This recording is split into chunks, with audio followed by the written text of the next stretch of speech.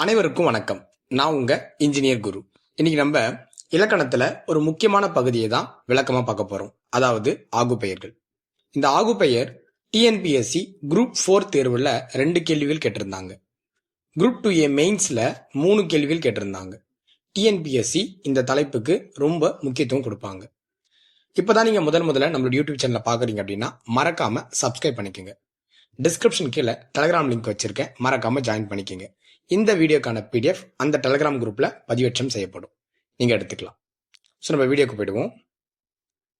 ஆகுபெயர். ஆகுபெயர் பொறுத்த வரைக்கும் ஒரு விஷயத்த டைரக்டா சொல்லாம மறைமுகமா ஒரு விஷயத்தை வெளிப்படுத்தும். அதுதான் ஆகுபெயர்னு சொல்லுவாங்க. ஸோ நம்ம ஸ்ட்ரைட்டாக என்ன பண்ணுவோம், கண்டென்ட்டுக்கு போயிடுவோம். இங்க பாருங்க, உங்களுக்கு மல்லிகை சூடினால் இங்க ஒரு சில கேட்டகரிஸ் கொடுத்துருக்காங்க. மல்லிகை சூடினால் அப்படின்னா பொருளாகு பெயர். வகுப்பு கலைந்தது அப்படின்னா இடவாகு பெயர். பொழுது சாய்ந்தது அப்படின்னா காலாகு பெயர். கொழுந்து நட்டனர் அப்படின்னா சினையாகு பெயர். கார் பெய்தது அப்படின்னா பண்பாகு பெயர்.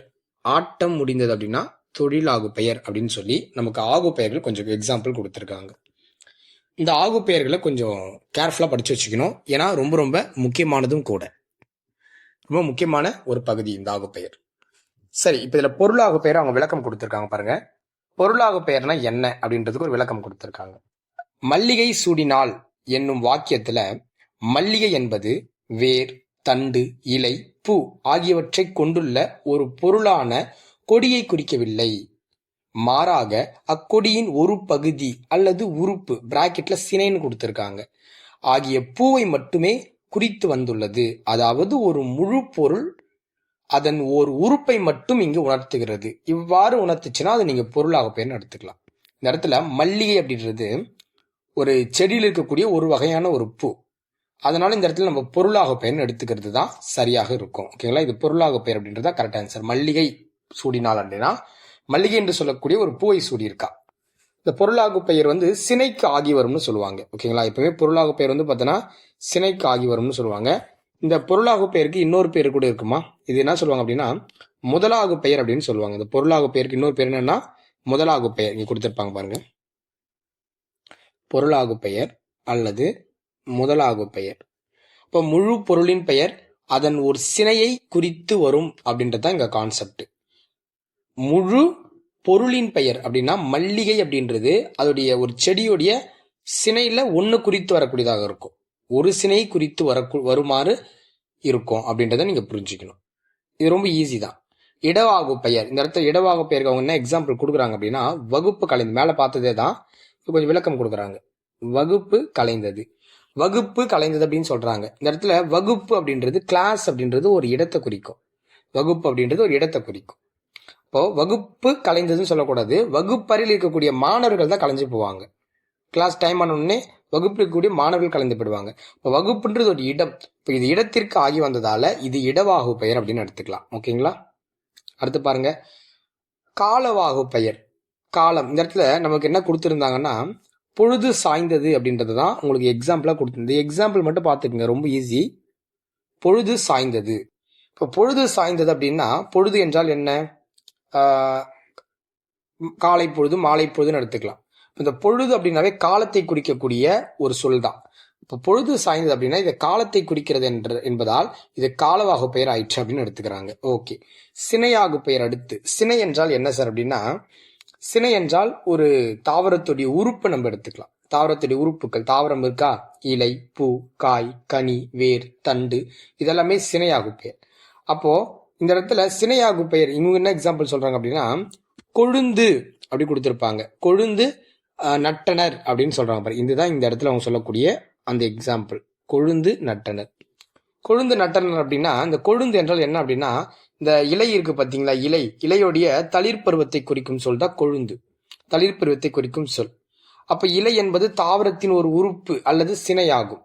கரெக்டுங்களா, இலை என்பது தாவரத்தின் ஒரு உறுப்பு. அப்ப இந்த கொழுந்து நட்டுனார்னா அந்த இலையை மட்டும் நட்டு வச்சான் அப்படின்ற மாதிரி நம்ம எடுத்துக்கலாம். ஓகேங்களா, இப்ப செடியில் சில பேர் செடியில உடச்சு நட்டு வைப்பாங்கல்ல, அது மாதிரி.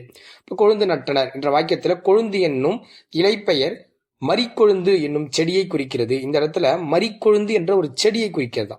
இப்ப கொழுந்து நட்டனர் அப்படின்னா கொழுந்து என்றால் இலைதான். ஆனா இந்த இடத்துல மரிக்கொழுந்து அப்படின்ற ஒரு செடியை குறிக்கிறது. இதனால் இது சினையாகு பெயர் அப்படின்னு சொல்றாங்க. இதை நீங்க எடுத்துக்கலாம். இந்த எக்ஸாம்பிள்ஸ் மட்டும் பார்த்து வச்சுக்கோங்க. இந்த எக்ஸாம்பிள்ஸ் முடிஞ்சா மனப்பாடம் கூட பண்ணிடுங்க. புரிஞ்சுக்க முடியல அப்படின்னா நினைவில் கூட வச்சுக்கோங்க. ரொம்ப ரொம்ப முக்கியமானது. திரும்ப ஒரு ரிவைஸ் பண்ற பாருங்க. பொருளாகு பெயர் அப்படின்னா மல்லிகை சூடினாள். இடவாகு பெயர் என்றால் வகுப்பு கலைந்தது. காலவாகு பெயர் அப்படின்னா பொழுது சாய்ந்தது. சினையாகு பெயர் அப்படின்னா கொழுந்து நட்டனர். பண்பாகு பெயர் அப்படின்னா கார் பெய்தது. தொழிலாகு பெயர்னா ஆட்டம் முடிந்தது அப்படின்னு கொடுத்திருப்பாங்க. அது அம்முன்ற ஒரு சவுண்ட் வச்சு நம்ம எடுத்துக்கலாம். ஓகேங்களா? அடுத்து கொடுத்திருக்காங்க பாருங்க. கீழே கொடுத்த பண்பாகு பெயர் கொடுத்திருக்காங்க பாருங்க. பண்பாகு பெயர் மத்தில நீங்க படிச்சு பாருங்க, ஓரளவுக்கு உங்களால புரிஞ்சுக்க முடியும். பண்பாகு பெயர் அப்படின்றது பொதுவாகவே இந்த பண்பு அப்படின்னாவே நமக்கு தெரியும். வண்ணம், நிறங்கள் சொல்லலாம், இல்லை வடிவத்தை சொல்லலாம், இல்லை அளவு, சுவை, தன்மை. ஒருத்தர் தன்மையா பேசுறாரு அப்படின்ற தன்மை, இது எல்லாமே பார்த்தீங்கன்னா பண்பை குறிக்கக்கூடிய ஒரு இதுவா எடுத்துக்கலாம். இவங்க என்ன சொல்றாங்க அப்படின்னா கார் பெய்தது அப்படின்னு சொல்றாங்க. கார் என்றால் மேகம் என்று அர்த்தம்.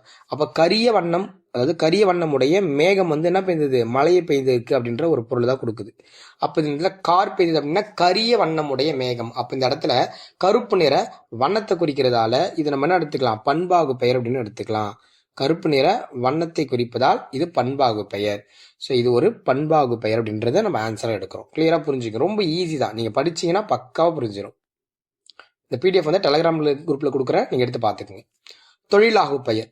தொழில் ஆகு பெயர்னா இங்க பாருங்க, ஆடும் செயலை அல்லது தொழிலை குறிக்கும் பெயர் தொழிலாகு பெயர்னு எடுத்துக்கலாம். இந்த இடத்துல ஆட்டம் அப்படின்னு கொடுத்துருக்காங்க. ஆட்டம் நல்லா புரிஞ்சுக்கங்க. ஆட்டம் பொதுவாக என்ன சொல்லியிருப்பாங்க அப்படின்னா, எடுத்துக்காட்டு தொழிலாகு பெயருக்கு எடுத்துக்காட்டு அவங்க கொடுத்தது ஆட்டம் முடிந்தது அப்படிதான் கொடுத்திருப்பாங்க.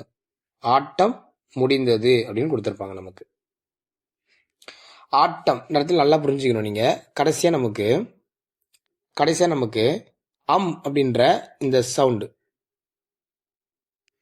அம் அப்படின்ற சவுண்ட்லயும் அல்லது பாத்தீங்கன்னா தல் அப்படின்ற இந்த சவுண்ட்லயும் முடிஞ்சிச்சுன்னா நம்ம என்ன சொல்லுவோம், தொழிலாகு பெயர்னு சொல்லுவோம். இந்த இடத்துல நமக்கு அம் அப்படின்ற சவுண்ட்ல முடிஞ்சிருக்கு. அப்போ தொழிலாகு பெயர்னு எடுத்துக்கலாம். ஆட்டம் முடிந்தது அப்படின்னு சொல்லுவாங்க. இப்போ டிஎன்பிஎஸ்சி எக்ஸாம் எழுதி முடிச்சுட்டு வந்த உடனே ஆட்டம் முடிஞ்சிருச்சு அப்படின்ற மாதிரி நமக்கு வந்துடும். ஸோ நல்லா ஞாபகம் வச்சுக்கணும். இது ரொம்ப முக்கியமானது. இந்த எக்ஸாம்பிள்ஸ் மட்டும் பார்த்துங்க. ரொம்ப வளவலான்னு கொடுத்துருப்பாங்க, ரொம்ப குழப்பம் வேண்டாம். இந்த எக்ஸாம்பிள் நான் சொன்ன எக்ஸாம்பிள்ஸ் மட்டும் நீங்கள் எடுத்து படிச்சீங்கன்னாவே இந்த டாப்பிக்கில் எப்படி கேட்டாலும் போட்டுடலாம்.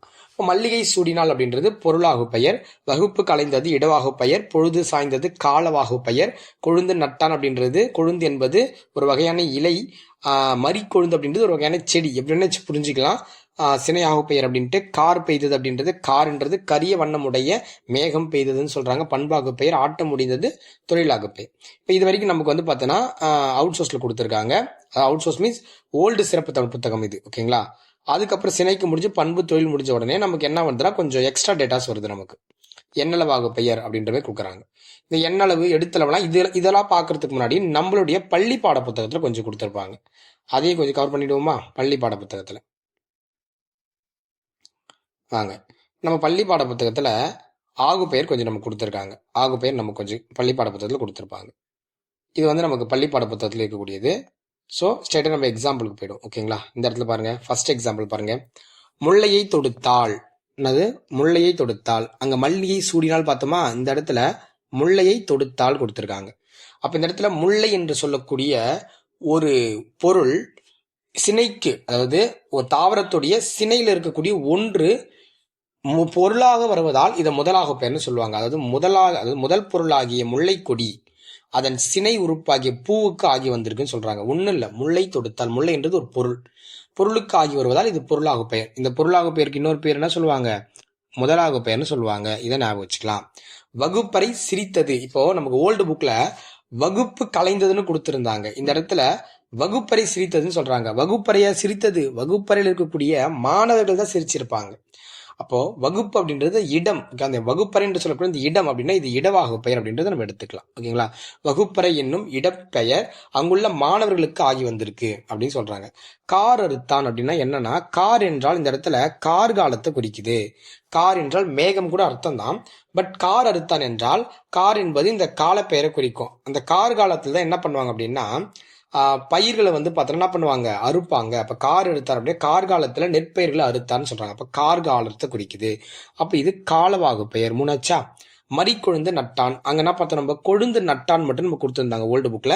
இது புது புத்தகத்துல நமக்கு மறிக்கொழுந்து நட்டான்னு சொல்றாங்க. இந்த மறிக்கொழுந்து அப்படின்றது ஒரு வகையான செடி, ஓகேங்களா? அந்த செடியை நட்டதால இச்செடின்றது ஒரு சினை தானே.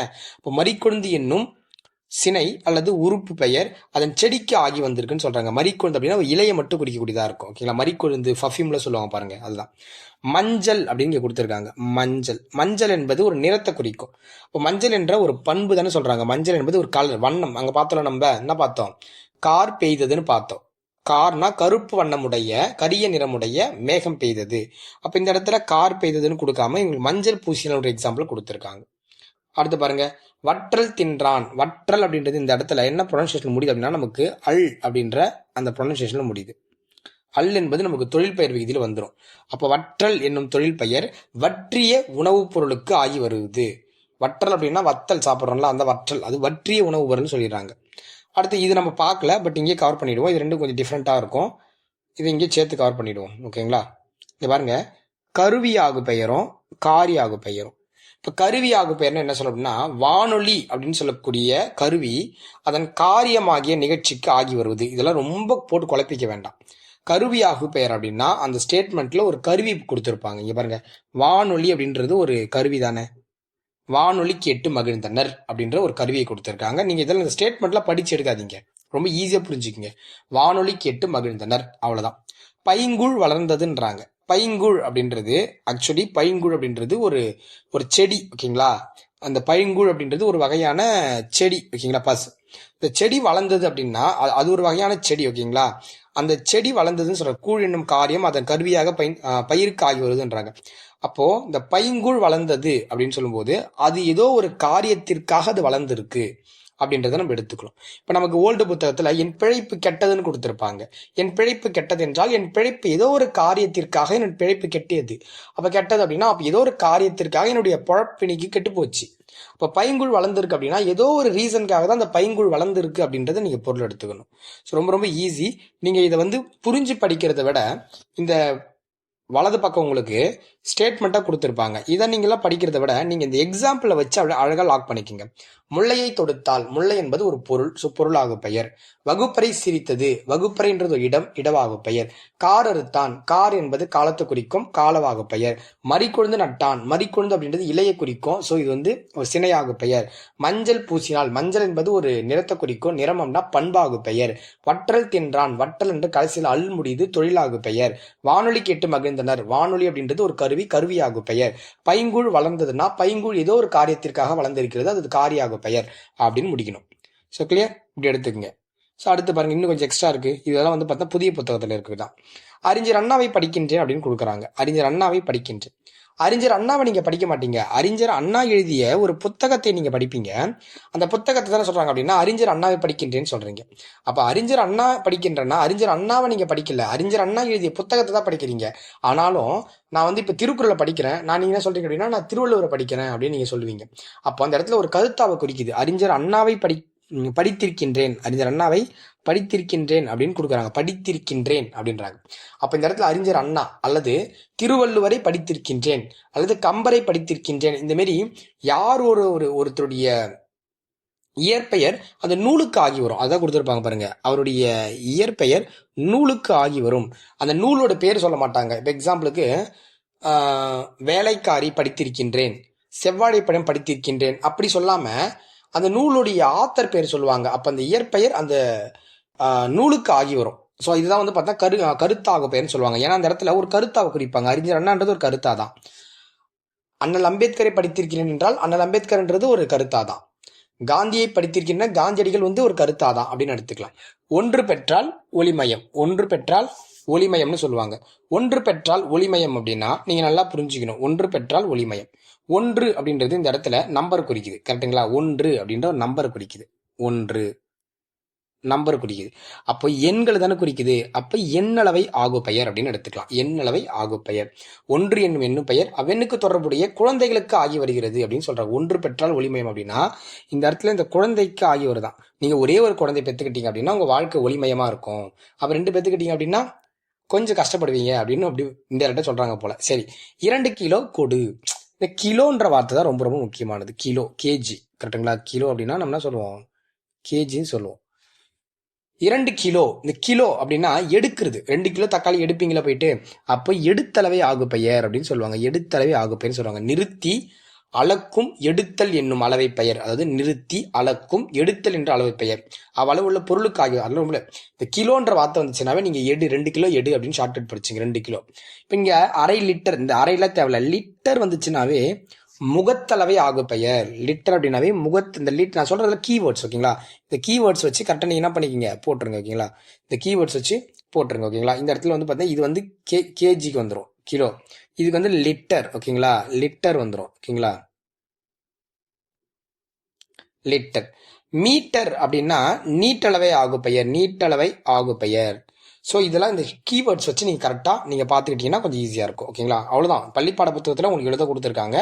ஸோ ரிவிஷன் பண்ணிட்டு அடுத்து வந்து நம்ம சிறப்பு தமிழ் போயிடும். அப்போ முல்லையை தொடுத்தால் என்றால் முல்லை என்பது ஒரு பொருள், பொருளாகு பெயர். பொருளாகு பெயருக்கு இன்னொரு பேர் முதலாகு பெயர்.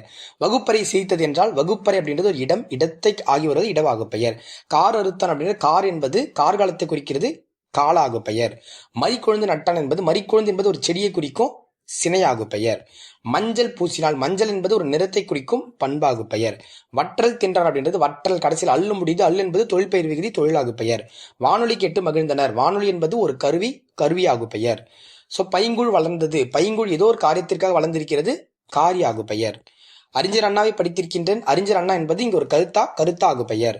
ஒன்று பெற்றால் ஒளிமயம். ஒன்று என்பது ஒரு எண்ணை குறிக்கிறது, எண்ணளவை ஆகு பெயர். 2 கிலோ கொடு. கிலோ என்பது இந்த இடத்துல எடுத்தளவை ஆகு பெயர். அரை லிட்டர் வாங்கு. லிட்டர் என்பது இந்த இடத்துல முகத்தளவை ஆகு பெயர். 5 மீட்டர் வெட்டினான். மீட்டர் என்பது நீட்டளவை ஆகு பெயர். ஸோ கரெக்டாக புரிஞ்சுக்கணும். ஓகேங்களா? மீட்டளவை ஆகு பெயர். இதை மட்டும் கரெக்டாக கொஞ்சம் என்ன பண்ணிக்கங்க, அண்டர்ஸ்டாண்ட் பண்ணி படிச்சுக்கோங்க. ஸோ இம்பார்ட்டன்ட் டாபிக்மா, இது இம்பார்ட்டன்ட் டாபிக். ஸோ அதை இப்போ அடுத்து நம்ம பார்க்க போகிறது இந்த புக்கில் கொஞ்சம் கொடுத்துருக்காங்க பாருங்க. ஓகேங்களா? ஸோ இங்கே கொஞ்சம் உங்களுக்கு எக்ஸ்ட்ரா கொடுத்துருக்காங்க, அது கொஞ்சம் பார்த்துக்குங்க, இது கொஞ்சம் பார்த்துக்குங்க. ஸோ இதுவும் நமக்கு பள்ளிப்பாட புத்தகம் தான். இப்போ மேலே பார்த்துட்டோம், கடகன்னு என்ன பண்ணுறோம், எக்ஸாம்பிள் முடிச்சு ஸ்டார்ட் பண்ணிவிடுவோம். ஓகேங்களா? மேலே பார்த்ததே தான் இங்கே கொடுத்துருக்காங்க பாருங்கள். பொருளாகு பெயர். ஸோ கொடுத்ததா இருக்கும், எக்ஸ்ட்ரா இருக்கிறது தான் நம்ம படிக்க போகிறோம். பொருளாகு பெயர். பொருளாகு பெயர் அப்படின்னா இங்கே இடத்துல மல்லிகை சூடினால். இங்கே ஓல்டு புக்கில் பார்த்தோம்னா, நம்ம ஓல்டு சிறப்பு தமிழ் புக்கில் இருக்கிற எக்ஸாம்பிள் கொடுத்துருக்காங்க பாருங்க. மல்லிகை சூடினால். மல்லிகை அப்படின்றது ஒரு பொருள். அந்த பொருள் இங்கே பதிவு செய்யப்பட்டதால் அது வந்து பொருளாக பெயர். ரொம்ப யோசிக்காத. மல்லிகை என்னும் ஒரு முழு பொருளின் பெயர் அதன் ஒரு உறுப்பாகிய மலரை குறிக்கிறது. இவ்வாறு பொருளின் பெயர் அதன் சினையாகிய உறுப்புக்கு ஆகி வருவது பொருளாக பெயர் எனப்படும். இது முதலாக பெயர். இந்த அளவுக்கு ரொம்ப வேண்டாம், இது நம்ம அங்க பார்த்தது தான். பொருளாக பெயருக்கு இன்னொரு பேர் என்ன, முதலாக பெயர். ஒன்றும் கிடையாது. மல்லிகை சூடினால். மல்லிகை என்பது பொருள், பொருளாக பெயர். சிம்பிளா போடு, ரொம்ப போட்டு காம்ப்ளிகேட் பண்ணிக்காதீங்க. நம்ம இன்னும் 10th 12th போர்டு எக்ஸாம் எழுத போகிறது கிடையாது, வரி வரியாக பக்கம் எழுத போகிறது கிடையாது. இது கான்செப்ட். காம்படிட்டிவ் எக்ஸாமுக்கு என்ன தேவையோ அது வரைக்கும் படித்தா போதும். இடவாகு பெயர். சடுகுடு போட்டியில் தமிழ்நாடு வெற்றி பெற்றது. இங்கே நான் அங்கே சொன்னேன்ல, நாங்கள் கீவேர்ட்ஸ் கொடுத்தலாம், அது இங்கே அழகாக கொடுத்துருக்காங்க பாருங்க. அவங்களும் பிரித்து கொடுத்துருக்காங்க பாருங்க. தமிழ்நாடு. தமிழ்நாடுன்றது என்னது, ஒரு இடம் தானே, இந்தியாவில் இருக்கக்கூடிய ஒரு இடம் தானே. அப்போ இது இடவாகு பெயர். வேற எதுவுமே பார்க்காத, வேற எந்த ஒரு வேர்ட்ஸுமே பார்க்காத. ஓகேவா? அடுத்த பேர் டிசம்பர் சூடினால். இந்த இடத்துல டிசம்பர் பூ சார், பூ சொல்லியிருக்காங்க. அப்போ பூ என்பது ஒரு பொருள் தானே, பொருளாக பேர் போட்டுறாதீங்க. இந்த இடத்துல டிசம்பர்ன்ற வார்த்தை காலத்தை குறிக்குது. டிசம்பர் மந்த் இருக்குல்ல, அதை மட்டும் பார்த்துக்கோ. டிசம்பர் சூடினால் அப்போ இது காலவாகு பெயர் அப்படின்றது கரெக்டு தான். அடுத்து பாருங்க, சினையாகு பெயர். சினை என்றால் தலை. இப்போ நம்ம நடத்தணும்ல, கண், காது, மூக்கு, வாய், இது எல்லாம் உறுப்பு தானே. இது இந்த ஒரு செட்டு. அதுக்கப்புறம் இலை, தண்டு, வேர், இது ஒரு செட்டு. அப்போ 2 செட்டு. அப்போ தலைக்கு ஒரு பழம் கொடு அப்படின்னு கொடுத்துருப்பாங்க. நீ ஆப்ஷனில் வந்து பார்த்தோன்னா ஒரு இருக்கு சார். ஒரு அப்படின்றா இது வந்து எண்ணளவை ஆகு பெயர் அப்படின்னு நினச்சி போட்டுறக்கூடாது. இங்கே தலைக்கு முதன்மைப்படுத்தியிருக்காங்க. ஸோ தலைன்ற வார்த்தை வந்திருக்கிறதால இது சினையாகு பெயர். சப்போஸ் ஆப்ஷனில் உங்களுக்கு சினையாகு பெயர் இல்லை அப்படின்னா நீங்கள் கண்ணை மூடிட்டு என்ன பண்ணுங்க, எண்ணளவை ஆகு பெயர் இது எடுத்துக்கலாம். எண்ணளவை ஆகு பெயரை எடுக்கலாம். அடுத்தது பண்பாகு பெயர். பண்பு. இந்த இடத்துல சுவை. நம்ம அங்கே பார்த்தோமா, ஓல்டு புக்கில் பார்த்தோமா, சுவை. சுவை கொடுத்துருந்தாங்களா, சுவை அப்படின்ற ஒரு வேர்டு கொடுத்துருப்பாங்க. ஓகேங்களா? நீ ஓல்டு புக்கில் பார்த்துருந்தீங்கன்னா உங்களுக்கு தெரிஞ்சிருக்கும். சுவை. சுவை அப்படின்னா இனிப்பு, புளிப்பு, கார்ப்பு அப்படின்னா இனிப்பு தின்றான் அப்படின்ற வேர்டு கொடுத்துருக்காங்க. இனிப்பு தின்றான். இப்போ இனிப்பு தின்றான் அப்படின்னா இனிப்பு என்பது ஒரு சுவை தானே. அப்போ சுவையும் பண்புல வந்துடும் அல்லவா. ஸோ இதை எடுத்துக்கலாம். இப்போ பொங்கல் உண்டான்னு கொடுத்துருக்காங்க. பொங்கல் அப்படின்றது நீங்கள் வந்து கடைசி பாருங்க, உறுப்பு பாருங்க, அல்விகுதியில் முடிஞ்சிருக்கு. கரெக்டுங்களா? அல்விகுதியில் முடிஞ்சிருக்கு. அல்விகுதி தொழில் பெயர் அப்படின்னா கண்டிப்பாக அது என்னதான் முடிஞ்சிருக்கும், தொழிலாகு பெயராக தான் வரும் அப்படின்றத நீங்கள் புரிஞ்சு எடுத்துக்கலாம். ஸோ இது வந்து பார்த்தீங்கன்னா 9th புக்கில் இருக்கு, அதாவது 7th புக்கில் இருக்கக்கூடியதாக இருக்கும். ஓகேங்களா? ஸோ மீது இரட்டை கிளவியில் நமக்கு போர்ஷன் கிடையாது, அப்படியே சேர்த்து கட் பண்ணி கொடுத்துட்டேன். அப்படியே பார்த்துக்கணும். ஓகேங்களா? இந்த இடத்துல நமக்கு எக்ஸ்ட்ரா கொஞ்சம் கொடுத்துருக்காங்க பாருங்க. பொருளின் பெயர் அதன் உறுப்புக்கு ஆகி வருவது. பொருளின் பெயர் அது உறுப்புக்கு ஆகி வந்துருச்சுன்னா அது என்ன சொல்லுவோம், நம்ம பொருளாகு பெயர் சொல்லுவோம். ஓகேங்களா? பொருளின் பெயர் அது உறுப்புக்கு ஆகி வந்துச்சுன்னா. இந்த வேலையை முடிக்க ஒரு கை குறைகிறது. இந்த இடத்துல ஒரு கை தான் செகண்ட் பார்க்கணும். ஒரு கை அப்படின்னு சொன்னதால இது சினையாகு பெயர்னு எடுத்துக்கணும். சினையாகு பெயர் இந்த ரெண்டு எக்ஸாம்பிள் பார்த்துக்கங்க. மற்றதான் ஈஸி தான். நீ போட்டுங்க. இப்போ சலசல அப்படின்னா அது இரட்டை கிளவி. அடுக்கு தொடரில் ஒரு சொல் டேஷ் முறை அடுக்கி வரும் அப்படின்னா 4 முறை அடுக்கி வரும். ஸோ இதையும் பார்த்துருங்க. ஓகேங்களா? நான் நடத்தல, பட் இருந்தாலும் இதை தனியாக செட்டை பார்த்துப்போம். இப்போ நம்ம ஆகு பெயர் மட்டும் தான் பார்த்துட்டு இருக்கோம். ஸோ இப்போ இது இங்கே பார்த்து தான். இப்போ இது வந்து ஓல்டு புக்கு, ஓல்டு சிறப்பு தமிழ் புத்தகம். ஸோ அதில் விட இது கொஞ்சம் அட்வான்ஸாக இருக்கும். ஓல்டு சிறப்பு தமிழ் புத்தகம்லாம் நல்லா அட்வான்ஸாக கொடுத்துருப்பாங்க. ஓகேங்களா? இது வரைக்கும் பார்த்துட்டோமா? நமக்கு பள்ளி பாட புத்தகத்தில் கொடுத்ததும் அவுட் சோர்ஸில் கொடுத்ததும் அதாவது ஓல்டு சிறப்பு தமிழ் புத்தகத்தில் கொடுத்ததும் நம்ம கவர் பண்ணிட்டோம். இப்போ அடுத்தது அப்படியே அந்த எண்ணளவை ஆகு நாங்கள் பார்த்தோம்ல, அதை அப்படியே கொஞ்சம் அப்படியே கவர் பண்ணிப்போம். எண்ணளவை ஆகு பெயர் மேலே பாருங்க, அங்கே நடந்ததே தான் இங்கே கொடுத்துருக்காங்க. ஓல்டு சிறப்பு தமிழில் 12th புக்கு. எண்ணளவு ஆகு பெயர்னா இந்த இடத்துல இவங்க என்ன எக்ஸாம்பிள் கொடுக்குறாங்க அப்படின்னா, எக்ஸாம்பிள் எங்கே கொடுத்துருக்காங்க பாருங்க, இங்கே கொடுத்துருக்காங்க பாருங்க. எக்ஸாம்பிள், பழங்கள் வாங்கி வந்த அம்மா தம் பிள்ளைகளுக்கு ஆளுக்கு 2 கொடுத்தார். இந்த இடத்துல 2 அப்படின்றத கீவேர்டு. 2 அப்படின்றத கீவேர்டு. இந்த கீவேர்டு வச்சு தான் நீங்கள் என்ன பண்ணணும், ஆன்சரை லாக் பண்ணணும். இந்த 2ன்ற கீவேர்டு வச்சு தான் நீங்கள் என்ன பண்ண முடியும், ஆன்சரை லாக் பண்ணணும். அப்போ 2 அப்படின்னா 1, 2, 3, 4 அப்படி எண்கள் போச்சுன்னா இது எண்ணளவை ஆகு பெயர்னு எடுத்துக்கலாம். மற்றபடி நீ ரொம்ப இந்த ஸ்டேட்மெண்ட்ல போட்டு குழப்பிக்காத. ரொம்ப இது வந்து ஓல்டு புக்குன்றதால கொஞ்சம் ரொம்ப இலக்கண முறைப்படி கொடுத்துருப்பாங்க. ரொம்ப குழப்பம் வேண்டாம். அடுத்து பாருங்க, இங்க எண்ணளவை கொடுத்துட்டாங்க. இந்த இடத்துல எடுத்தளவை ஆகு பெயர் கொடுத்துருக்காங்க. டைட்டில் கொடுக்காம இருக்காங்க. எடுத்தளவை ஆகு பெயர். எடுத்தளவை ஆகு பெயர். எடு அப்படின்னாவே நான் சொல்லி கொடுத்தேன் கிலோன்ற வார்த்தை வரும்னு சொல்லி கொடுத்தேன். கிலோன்ற வார்த்தைங்க பாரு. கிலோ 15 ரூபாய்க்கு கிடைக்கும் என அரிசி கடைக்காரர் கூறினார். கிலோ. அப்ப இந்த இடத்துல கிலோ என்பது எடை அளவை குறிக்கும் பண்பு பெயர்.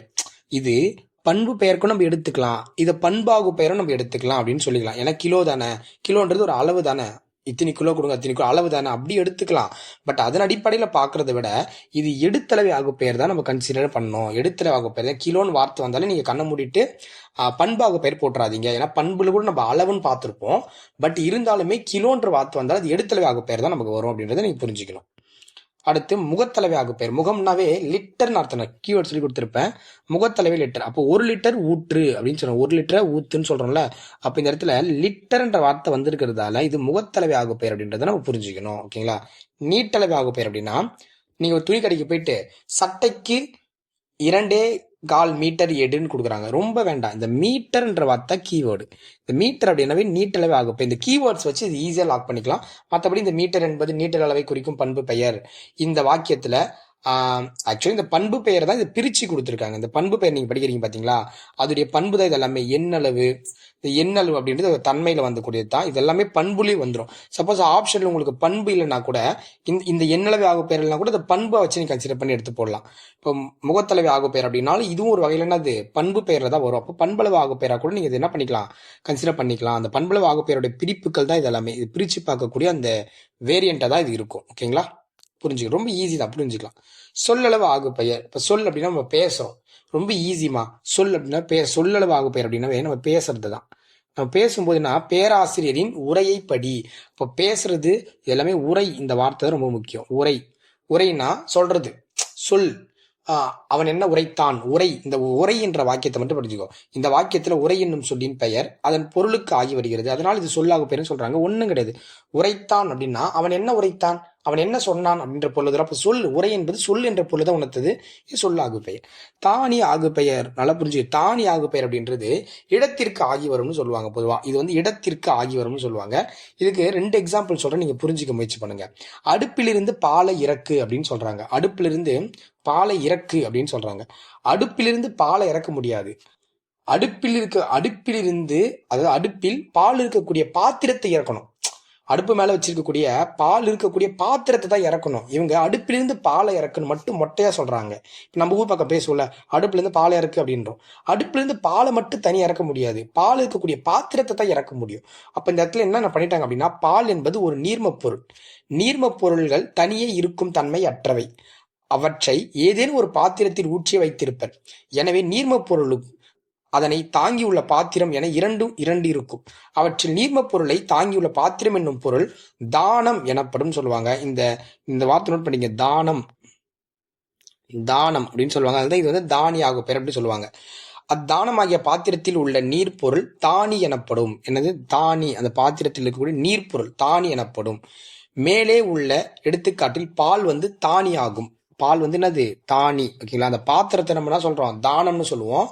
அந்த பாத்திரத்தில் உள்ள இருக்கக்கூடிய பொருள் தானின்னு சொல்லுவாங்க. அப்ப பாலை இறக்கு என்றால் பால் உள்ள தானி தானமான பாத்திரத்தை இறக்கு என்று பொருள்படுகிறது. அதாவது தானி இங்கு தானத்தை குறிக்கிறது. அதனால் இது தானியாக பேர். ஒன்றும் கிடையாது. தானி என்றால் பால். இப்படி வரைஞ்சிக்கலாம். இப்படி வரைஞ்சு புரிஞ்சுக்கலாம். இது உள்ள பார்த்தா பால் இருக்கு. இது புரிஞ்சுக்கிட்டீங்கன்னா உங்களுக்கு ஈஸியா இருக்கும். இது பாத்தீங்கன்னா தானம். தானம். இந்த உள்ள இருக்கிறது பார்த்தீங்கன்னா தானி. தானி. ஓகேங்களா? இவங்க என்ன சொல்றாங்க? அடுப்புல இருந்து பாலை இறக்குன்னு சொல்றாங்க. பாலை இறக்குனா பால் அப்படின்றது எங்க இருக்கு? உள்ளதா இருக்கு. அடுப்பிலிருந்து பாத்திரத்தை இறக்குன்னு சொல்லியிருந்தாங்கன்னா அது தானமாக பேர்னு எடுத்திருக்கலாம். இங்க அடுப்புல இருந்து பாலை இருக்குது. பாலை மட்டும் தான் இறக்க சொல்றாங்க. இந்த உள்ள இருக்கக்கூடிய இந்த ப்ளூ கலர் இருக்கு பாத்தீங்களா? இங்க ஹைலைட் பண்றாங்க. இதை மட்டும் தான் இறக்க சொல்றாங்க. இதை மட்டும் தான் இறக்க சொல்றாங்க. அப்ப தானியை இறக்க சொல்றதால தான் இது தானியாக பெயர் அப்படின்னு நீங்க புரிஞ்சுக்கணும். தானி இறக்க சொல்றதால இது தானியாக பெயர். இது விட ரொம்ப சிம்பிளா யாரும் சொல்லி தர மாட்டாங்க. இதுதான் அதுக்கு விளக்கம். புரிஞ்சுக்கோங்க. ஓகேங்களா? கருவியாக பெயர். நம்ம மேல பார்த்தோம்ல கருவி. கருவி அங்க வானொலின்னு ஸ்கூல் புக்ல கொடுத்திருந்தாங்க. இந்த இடத்துல புல்லாங்குழல் கொடுத்திருக்காங்க. புல்லாங்குழல். குழல். குழல் கேட்டு மகிழ்ந்தாள். குழல் என்பது ஒரு கருவி தானே? இசைக்கருவி தானே? கருவி பாரு, இசைக்கருவி கொடுத்திருக்காங்க பாரு. இசைக்கருவி தானே? அப்ப அது கீவேர்ட்ஸ் வச்சு லாக் பண்ணுங்க. காரியாக பெயர். மேல சொன்னா என்ன சொன்ன? மேல என்ன சொன்ன? பைங்குள் வளர்ந்தது. பைங்குள் இதே ஒரு காரியத்திற்காக வளர்ந்திருக்கு. என் பிழைப்பு கெட்டதுன்னு கொடுக்குறாங்க. என் பிழைப்பு கெட்டதுன்னா ஏதோ ஒரு காரியத்திற்காக இன்று அவனுடைய பிழைப்பு கெட்டது. ஏதோ ஒரு காரியத்திற்காக அவனுடைய பிழைப்பு இன்று கெட்டது அப்படின்றது தான் என் பிழைப்பு கெட்டது அப்படின்ற ஒரு பொருள் வரும். ஸோ கருத்தாக பெயர். மேல பார்த்தோமா? கருத்து அறிஞர் அண்ணாவை படித்திருக்கின்றேன் பள்ளிப்படத்துல கொடுத்திருந்தாங்களா? அறிஞர் அண்ணாவை படித்திருக்கின்றேன் கொடுத்திருந்தாங்களா? இந்த இடத்துல வள்ளுவரை படித்தால் வாழலாம் அப்படின்னா வள்ளுவரை படித்தால் வாழலாம் என்றால் இந்த இடத்துல வள்ளுவர் குறிக்கல. ஆக்சுவலி வள்ளுவன்ற வார்த்தை பயன்படுத்தாம திருக்குறளை படித்தால் வாழலாம்னு வந்திருக்கணும். அந்த நூல் இயற்றிய கருத்தாவிற்கு ஏற்றி வருவதால் இது என்னது? கருத்தாக பெயர்னு சொல்றாங்க. அப்ப இந்த இடத்துல வள்ளுவரை படித்தால் வாழலாம்னு கொடுத்திருக்காங்க. அந்த இடத்துல என்ன கொடுத்திருந்தா சிறப்பா இருந்திருக்கும்? வள்ளுவரை படித்தால் அப்படின்றத தாண்டி திருக்குறளை படித்தால் வாழலாம்னு வந்திருக்கலாம். அதுக்கு பதில் இந்த நூலை ஆசிரியர் முதன்மைப்படுத்துறதால இது கருத்தாக பெயர்னு சொல்லுவாங்க. ரொம்ப ஈஸி. இது மேல பள்ளி பாடப்புத்தகத்தில் பார்த்தோம் நம்ம. ஓகேங்களா? இதுவும் பள்ளிப்பாட புத்தகம் தான். பட் இது ஓல்டு. ஓகேங்களா? ஓமையாக பெயர் இதெல்லாம் பள்ளிப்பாட புத்தகத்துல கிடையாது. இங்கதான் நீங்க ட்விஸ்ட் இருக்குங்க. இப்ப முன்னாடி பார்த்த வரைக்கும் அதெல்லாம் பள்ளிப்பாட புத்தகத்துல இருக்கு. அதாவது புதிய பள்ளிப்பாட புத்தகத்துல இருக்கு. இதெல்லாம் புதிய பள்ளிப்பாட புத்தகத்துல கிடையாது. அதாவது சொல்லாகு பெயர், தானியாகு பெயர்லாம் பள்ளிப்பாட புத்தகத்துல கிடையாது. அப்ப நீங்க அதெல்லாம் தெரிஞ்சு வச்சுக்கணும். அதுக்கு முக்கியத்துவம் கொடுங்க. ஏன்னா இதுதான் டிஎன்பிஎஸ்சி லாஸ்ட் டைம் குரூப் 4 சரி, குரூப் 2 மெயின்ஸ்ல சரி இந்த தலைப்புகளுக்கு முக்கியத்துவம் கொடுத்து எடுத்துட்டாங்க. ஓகேங்களா? சரி, ஓமையாக பெயர். இப்ப வீடியோ ரொம்ப ஃபாஸ்டா இருக்குன்னு மாதிரி தெரிஞ்சுச்சுன்னா நீங்க யூடியூப்ல ஸ்லோ பண்ணி வச்சுக்கோங்க. ஓகேங்களா? ரொம்ப குறைச்சிங்க. 1x குறைச்சிக்கோங்க. சப்போஸ் ஃபாஸ்டா இருக்கிற மாதிரி தெரிஞ்சுச்சுன்னா கண்டிப்பா நீங்க என்ன பண்ணுங்க 2x வச்சு பாத்துருங்க. ஓகேங்களா? ஓமையாக பெயர். இப்ப அடுத்து நம்ம பார்க்க போறது ஓமை அப்படின்னு சொல்லுவாங்க. ஓமை அப்படின்னா மலைகள் மோதின அப்படின்னு சொல்றாங்க. எடுத்துக்காட்டு செம்மையா இருக்கு பாருங்க. மலைகள் மோதின, சிங்கங்கள் மோதின அப்படின்னு சொல்லுவாங்க. 2 மலைகள் ஒரு பர்சனும் இன்னொரு பர்சனும் மோதறாங்களாம். ஒரு அரசனும் இன்னொரு அரசனும் மோதறாங்களாம். அது எப்படி ஓமைப்படுத்துறாங்க பாருங்களேன். ஓமை 2 மலையும் மோதுது, 2 மலையும் மோதுது அப்படின்ற மாதிரி ஓமைப்படுத்துறாங்க. ஸோ அவ்வளவு விளக்கம். நீங்க இதை படிச்சு பார்க்கணும்னு அவசியம் கிடையாது.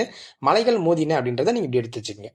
புலி காய்த்தது அப்படின்னு சொல்றாங்க. புலி காய்த்தது. இது ரொம்ப ரொம்ப ரொம்ப ரொம்ப முக்கியமானது. நமக்கு இருமடியாகு பெயர், மும்மடியாகு பெயர், நாமடியாகு பெயர் அப்படின்னு சொல்லி நிறைய விஷயங்கள் நமக்கு இருக்கு. ஓகேங்களா? இருமடியாகு பெயர், மும்மடியாகு பெயர், நாமடியாகு பெயர்னு சொல்லி நமக்கு என்ன பண்ணிருப்பாங்க? நிறைய கொடுத்திருப்பாங்க. இருக்கு, கீழே இருக்கும், நான் உங்களுக்கு கவர் பண்றேன். ஓகேங்களா? இருமடியாகு பெயர், மும்மடியாகு பெயர், நாமடியாகு பெயர்னு சொல்லி நமக்கு நிறைய கொடுத்திருப்பாங்க. இப்ப இந்த இடத்துல நீங்க இருமடியாகு பெயர் கொடுத்திருக்காங்க. நமக்கு பள்ளிப்பாட புத்தகத்துல இருமடியாகு பெயர் கொடுத்திருக்காங்க.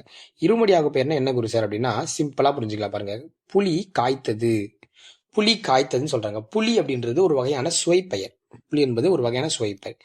இசுவையின் பெயர் அச்சுவையுடைய பழத்தை முதலில் குறித்து வழங்குகிறது. ஃபர்ஸ்ட் அது என்ன பண்ணுது? ஒரு சுவையை குறிச்சிருச்சு, அந்த பழத்தை குறியுது. புலி காய்த்தது அப்படின்னா அந்த புலி என்று சுவையை தரக்கூடிய அந்த பழத்தை காக்குது. புளியம்பழம். ஓகேங்களா? புளியம்பழத்தை ஃபர்ஸ்ட் குறிச்சிருச்சு. இங்கு முதல் நிலை இத்தொடர் புலி என்பது பழத்தை குறிக்கவில்லை, ஏனெனில் பழம் காய்க்காதுன்னு சொல்ல வராங்க. அதுதான் இங்க சொல்றாங்க. இந்த இடத்துல பழம் காய்க்காது. அப்ப இது என்னதான் உணர்த்துது? மரமே காய்க்கும் அப்படிதான் சொல்றாங்க. அப்ப புளிய மரம் காய்த்தது அப்படின்னு தான் கொடுக்கணும். ஃபர்ஸ்ட் புலி காய்த்தது என்றால் புலி காய்க்காது. புலி அப்படின்றது ஒரு பழம். அந்த பழம் எப்படி காயாகும்? காயாகாது. அப்ப புலி காய்க்காது. அப்போ அவன சொல்றாங்க புளிய மரம் காய்க்கும் அப்படின்னு தான் சொல்ல வராங்க. இரண்டாம் நிலையில புளிச்சுவை உடைய மரத்தை தரும் மரத்தை, அதாவது பழத்தை தரும் மரத்தை தொடர்ல குறிக்கும் வந்துள்ளது. அதாவது புலி பழத்திற்கு ஆகி பின்பு அப்பழத்தை உடைய மரத்திற்கு ஆகி வந்துள்ளது அப்படின்னு சொல்றாங்க. அதாவது இந்த தான் நீங்க ரொம்ப பார்க்காம இந்த வார்த்தை கரெக்டா எடுத்தீங்கன்னா புரிஞ்சிடும். ஃபர்ஸ்ட் இந்த புலி இந்த இதை மட்டும் அண்டர்லைன் பண்ற மாதிரி, இதுதான் அங்க பாயிண்ட். இதுதான் பாயிண்ட், வேற எதுவும் பார்க்காத. ஃபர்ஸ்ட் இந்த புலி என்பது பழம், புளியம்பழம் அப்படின்றது வருது, புளியம்பழத்தை குறிக்குது. அதுக்கப்புறம் அந்த பழத்தையுடைய மரத்தை குறிக்குது. காய்த்தது அப்படி என்றால் மரம் தானே காய்க்கும், மரத்தை குறிக்குது. அப்ப இடத்துல புலி காய்த்தது என்றால் புளியம் பழத்தை மரம் காய்த்தது அப்படின்னு எடுத்துக்கலாமா? புளியம் பழத்தை மரம் காய்த்தது அப்படின்னு சொல்லலாம், புளியம்பழம். அப்ப புளியங்காயை மரம் காய்த்தது அப்படின்னு எடுத்துக்கலாம். அப்ப இது உள்ள புளி என்றால் புளிப்புச்சுவையுடைய அந்த சுவையும் குறிக்குது, பழத்தையும் குறிக்குது, மரத்தையும் குறிக்குது. அப்ப ரெண்டு விஷயத்த சொல்லுது, இதுல 2x சொல்லுது. ஓகேங்களா, 2x பயன்படுத்துறாங்க. அப்ப ஒன்னு என்னன்னா புளியம் பழத்தை குறிக்கிறது, இன்னொன்னு அந்த மரத்தை குறிக்கிறது. அதனால இது புலி காய்த்தது அப்படின்றது இருமடி ஆகு பெயர்னு எடுத்துக்கிறாங்க. ஆனா நமக்கு மும்மடி ஆகு பெயர்லாம் இருக்கு. ஓகேங்களா, மும்மடி ஆகு பெயர், நாமடி ஆகு பெயர்லாம் இருக்கு. ஓகேங்களா, நம்ம பின்னாடி டிஸ்கஸ் பண்ணுவோம். அடையெடுத்த கருவி ஆகு பெயர் அப்படின்னு சொல்றாங்க. அடையெடுத்த கருவி ஆகு பெயர் அப்படின்னா என்ன சொல்றாங்க, ரொம்ப ஈஸி. வெற்றிலை நட்டனர் அப்படின்னு சொல்லுவாங்க. அடையெடுத்த கருவி ஆகு பெயர். வெற்றிலை என்னும் சொல் வெறுமை பிளஸ் இலை பிரிக்கலாம், வெறுமை பிளஸ் இலை அப்படின்னு பிரிச்சிடறாங்க. இரண்டு சொற்களின் கூட்டாகும். வெறும் இலை மட்டுமே அக்கொடியில் பயன்படுத்தப்படுவதால் அக்கொடியில் இலை வெறும் இலை என்று அழைக்கப்பட்டு, சரி, வெறுமை இலை என்று அழைக்கப்பட்டு வெற்றிலையானது. இதில் வெறுமை என்பது இலைக்கு அடையாக வந்திருக்கிறது. வெற்றிலை அப்படின்றது ஆக்சுவலி அந்த செடியில இப்ப வெற்றிலை நட்டான்னு சொல்றீங்க நீங்க. ஓகே, வெற்றிலை நட்டான்னு சொல்றீங்க. இப்போ அதை பிரிக்கும் போது எப்படி சொல்றீங்க, வெறுமை பிளஸ் இலை இன்னும் இரண்டு சொற்கள் கூட்டாகும் சொல்றாங்க. அப்ப வெறும் இலை மட்டுமே அக்கொடியில் பயன்படுவதால், வெறும் இலை மட்டுமே அக்கொடியில் பயன்படுவதால் அக்கொடியின் இலை வெறும் இலை என்று அழைக்கப்படும். வெறுமை பிளஸ் இலை, வெறுமை இலை என்று அழைக்கப்பட்டு வெற்றிலையானதுன்னு சொல்லிட்டாங்க. இப்ப வெறுமை என்பது இலைக்கு அடையா வந்திருக்கு. அப்ப இலைக்கு அடையா வந்திருக்கிறதாலதான் அது என்னது, இந்த வார்த்தை இங்க இலைக்கு, இந்த இலைக்கு அடையாக வந்திருக்கிறது வெறுமை அப்படின்னு சொல்றாங்க. அடையா வந்திருக்கிறதால இது அடையெடுத்த கருவி ஆகு பெயர். இப்போ ஆக்சுவலி நம்ம திருக்குறள் கூட அடையெடுத்த கருவி ஆகு பெயர் தான் சொல்லுவாங்க. அதை கூட நீங்க நோட் பண்ணி வச்சுக்கலாம். ஓகேங்களா, ரொம்ப யோசிக்க வேண்டாம், அவ்வளவுதான், சிம்பிளா. ஓகேங்களா, வெற்றிலை கொடி நட்டான் அப்படின்னு சொல்றாங்க. இப்போ இந்த இடத்துல இதெல்லாம் ரொம்ப யோசிக்க வேண்டாம், நீங்க அடையெடுத்த கருவி ஆகு பெயர் மட்டும் படிச்சு வச்சுங்க போதும். ஓகேங்களா, அடுத்து இருபெயரொட்டு பண்பாகு பெயர், இல்லை இருபெயரொட்டு ஆகு பெயர்னு எடுத்துக்கலாம். இருபெயரொட்டு பண்பு அப்படி சொல்லுவோம்ல, இருபெயரொட்டு பண்பு தொகை, அது மாதிரி இருபெயரொட்டு பண்பாகு பெயர். ஒன்னும் இல்லை, இருபெயரொட்டு பண்பு தொகைனா சாரை பாம்பு, சாரை என்றாலும் சரி, பாம்பு என்றாலும் சரி, பாம்பு தான் குறிக்கும். அது மாதிரி வாழை என்றாலும் மரம் தான், மரம் என்றாலும் மரம் தான். ஸோ அப்போ இருபெயரொட்டு, இதுதான் இருபெயரொட்டு ஆகு பெயர்னு சொல்லுவாங்க, ஒன்றும் கிடையாது. ஓகேங்களா, இது வந்து பார்த்தோன்னா பொது பெயர், இது சிறப்பு பெயராக இருக்கும், அவ்வளோதான். அடுத்து பாருங்க, இங்க இன்னொரு எக்ஸாம்பிள் கொடுத்துருக்கேன் பாருங்க, வகர கிளவி அப்படின்னு கொடுத்துருக்காங்க. இதுல கிளவி அப்படின்னா கிழவி இல்ல, கிளவி. ஓகேவா, கிளவி என்ற சொல் வந்து பொதுவா வந்து பார்த்தீங்கன்னா சொல்லுதான் குறிக்கும். வகரம் என்பதும் ஒரு சொல் தான். ஓகேவா, வகரம் அப்படின்றது வகரம் படிங்களா, அகரம், இது தன்னகரம் அப்படின்னு சொல்லணும். இப்போ எப்படின்னா ககர வரிசை, வகர வரிசை, தகர வரிசை, பகர வரிசைன்னு படிக்கிறோம்ல, இந்த வா வா வா அந்த வகரம். வகரம்னாலும் ஒரு சொல்லு தான், கிளவி என்றாலும் சொல்லுதான், ரெண்டுத்துக்குமே சொல் என்ற பொருள் தான் வரும். அதனால இது கரெக்டா இங்க கொடுத்துருக்காங்க. அடுத்து இது முக்கியமானதுப்பா, இந்த விட்டாகு பெயர் விடாதாகு பெயர் ரொம்ப ரொம்ப முக்கியமானதுப்பா. இந்த வெட்டாகு பெயர் விடாதாகு பெயர் முடிச்சா இந்த புத்தகத்தை நம்ம முழுசா கம்ப்ளீட் பண்றோம். வெட்டாகு பெயர் விடாதாகு பெயர், அது என்ன சார் விட்டாகு பெயர் விடாதாகு பெயர் அப்படின்னா, இங்க பாருங்க, சென்னை வளர்கிறது அப்படின்னு சொல்றாங்க. சென்னை வளர்கிறது, சென்னை வளருமா குரு சார் சொல்லுங்க, சென்னை வளருமா? வராது. சென்னையில் இருக்கக்கூடிய மக்கள் வளர்கின்றனர். இந்த இடத்துல மக்கள் என்ற சொல் விடப்பட்டதால இது விட்ட ஆகு பெயர் அப்படின்னு எடுத்துக்கலாம். ரொம்ப குழப்பிக்க வேண்டாம், சிம்பிளா புரிஞ்சுக்குங்க. விடாத ஆகு பெயர் அப்படின்னு சொல்லும் போது இந்த இடத்துல விடாத ஆகு பெயர் வந்து இனிப்பு தின்றான் அப்படின்னு கொடுத்துருக்காங்க. இந்த இடத்துல உங்களுக்கு டவுட் வரும், சார் இனிப்பு என்பது சுவைதான சார், இனிப்பு என்பது சுவைதான சார், அப்ப இது பண்பாகு பெயர் தானே சார்ன்னு கேட்பீங்க. டெஃபினட்டா இது பண்பாகு பெயர் சொல்லலாம். என்ன சொல்லலாம்? பண்பாகு பெயர். இது ஒரு பண்பு, பண்பை குறிக்கும். இனிப்பு தின்றான், அப்ப இது பண்பாகு பெயர் நம்ம பயன்படுத்தலாம். அப்ப இந்த இடத்துல ஏன் சார் இனிப்பு சுவையை தின்றான் அப்படி சார், இனிப்பாக இருக்கக்கூடிய பழத்தை தின்றான் அப்படின்னா அப்படி எடுக்கக்கூடாது. இனிப்பு தின்றான் அந்த இடத்துல அந்த இனிப்பு சுவை அப்படி சேர்த்து கொண்டு வருது. அது விடமாட்டிருக்கு. இங்க சிம்பிளா அந்த விளக்கம் பார்த்தீங்கன்னா உங்களுக்கு புரியும் பாருங்க. தொடரில் உள்ள இனிப்பு என்பது சுவையை குறிக்கும் சொல். தனக்குரிய இனிமை பொருளை விட்டு விடாமல் அச்சுவை உடைய தின்பண்டத்தை குறிக்கிறது. அதுவே விடாத ஆகுபெயர்னு சொல்லுவாங்க. அது விடமாட்டிருக்கு, அப்படியே பிடிச்சி நிக்குது அது. ஓகேங்களா? அப்போ இந்த இடத்துல இந்த குழப்பம் வரவங்களுக்கு இனிப்பு தின்றான் அப்படின்றது உங்களுக்கு பண்பாகு பேர் எக்ஸாம்பிளா புது புத்தகத்துல கொடுத்திருப்பாங்க. பழைய புத்தகத்துல விடாத ஆகு பெயருக்கு எடுத்துக்காட்ட கொடுத்திருப்பாங்க. அது இது சென்னை வளர்கிறது அப்படின்னா சென்னை என்பது விட்டாகு பெயர் இருக்கான ஆப்ஷன்ல பாரு. இல்லையா நீ என்ன பண்ணி டக்குன்னு அது இடவாகு பெயர்னு போட்டுரு. ஓகேங்களா? ஏன்னா சென்னை என்பது இடத்துக்கும் வரும். கொஞ்சம் கொஞ்சம் குழப்பமா இருக்கும், கரெக்டா படிச்சுக்கணும். ஓகேங்களா? குழப்பங்கள் எல்லாம் படிச்சுக்கணும். விடாதாக பெயர் இனிப்பு தின்றான் அப்படின்றது விடாம அந்த இனிப்பு சுவையை விட மாட்டுக்குது. அது இனிப்பு தின்றான், இனிப்பு அழகு தின்னுட்டே இருக்கான், விடமாட்டிருக்கான் அப்படின்றது ஷார்ட் கட் போட்டு முடிச்சு வச்சுங்க. ஓகேங்களா? ஸோ இப்போ ஆகு பேர் பார்த்துருக்கோம். இது வந்து பார்த்தீங்கன்னா புது புத்தகம் பழைய புத்தகம் ரெண்டு சேர்த்து கவர் பண்ணி தான் ஃபுல்லாக கவர் பண்ணி கொடுத்துருக்கேன். ஸோ கண்டிப்பாக இதை தாண்டி கேள்விகள் வர வாய்ப்பு கொஞ்சம் கம்மி தான். ஸோ நமக்கு பிஏ தமிழ் புத்தகத்தில் பிஏ தமிழ் புக் இருக்குல்ல, மெட்ராஸ் யூனிவர்சிட்டி பிஏ தமிழ் புத்தகம் plus Periyar university BA Tamil புத்தகம், அதுலேயும் கொஞ்சம் ஆகு பெயர்கள் இருக்கு. அது பார்ட் 2 வீடியோவில் உங்களுக்கு என்ன பண்ணுறேன், ஆகு பெயர்களை கவர் பண்ணி கொடுத்துட்றேன். ஓகேங்களா? ஸோ மறக்காம இந்த பிடிஎஃப் வந்து பார்த்தீங்கன்னா நான் டெலிகிராம் குரூப்பில் போட்டுறேன், நீங்கள் எடுத்துக்கோங்க. நன்றிம்மா.